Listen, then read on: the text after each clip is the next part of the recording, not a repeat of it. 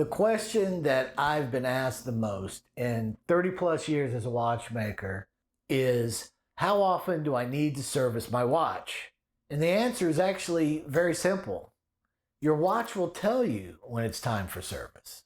There are only two reasons that you should take your watch and have it serviced by a watchmaker. And that's if it's no longer keeping time on your wrist, or if you've noticed that something has changed mechanically.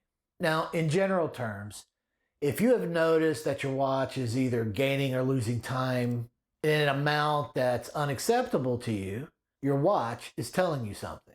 If your watch is running fast, that's an indication that there is increased friction somewhere in the movement that's lowering the available power at the balance wheel, causing the rate to increase.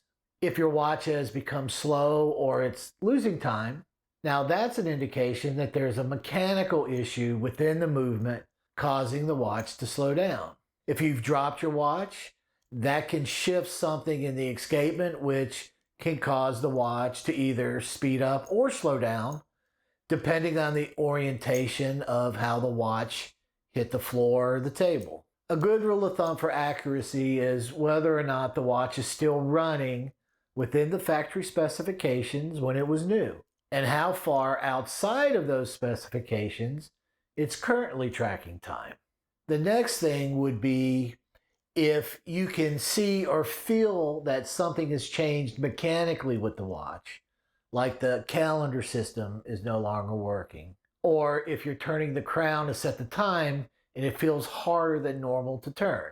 That's an indication that a part is getting ready to fail if it hasn't already, and you should have it serviced before there's more and possibly even costlier repairs that might need to be done.